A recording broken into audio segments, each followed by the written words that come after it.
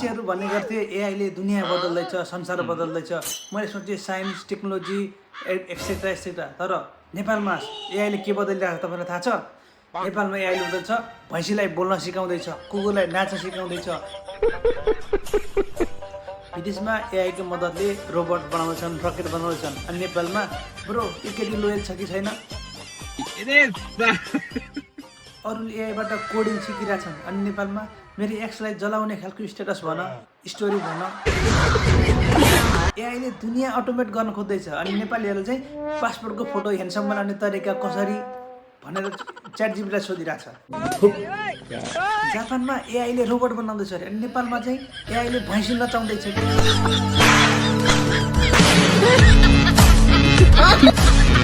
रागो नचाउँदैछ, कुकुर नचाउँदैछ।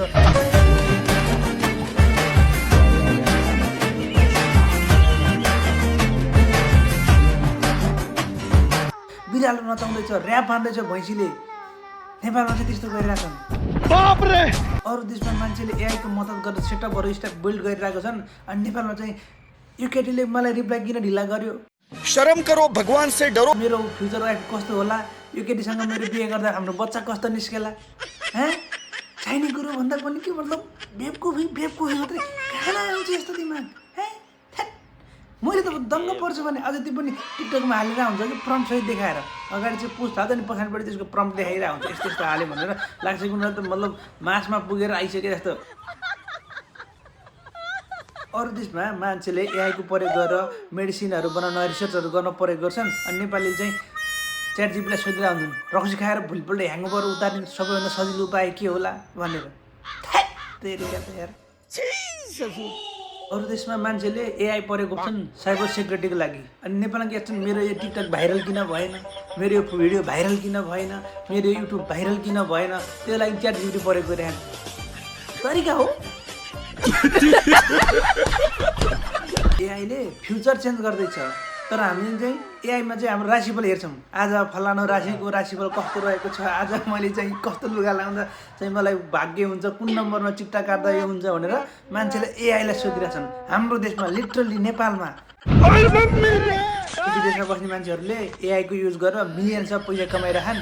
नेपालमा चाहिँ पब्जीको लागि युनिक नेम, फ्री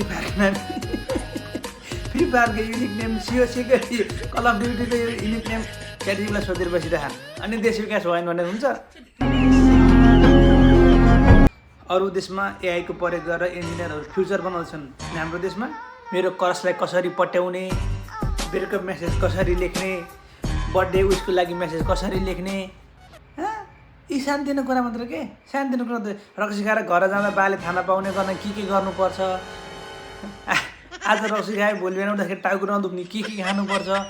होइन, यस्तो पाराले हुँदैन क्या साथीहरू। त्यही भएर म के भन्छु भने तपाईँहरू पनि केही एआईको प्रयोग गरेर राम्रो काम गर्नुहोस्, धेरै नयाँ रिसर्च गर्नुहोस्, डेभलप गर्नुहोस्। यस्तो हावादारी काम गरेर बस्नु हुँदैन। त्यही भएर तपाईँलाई म त्यो भन्दै म पनि आजलाई बिदा हुन्छु। र म पनि अब च्याट जिपीटीलाई सोध्छु मेरो यो भिडियो भाइरल हुन्छ कि हुँदैन।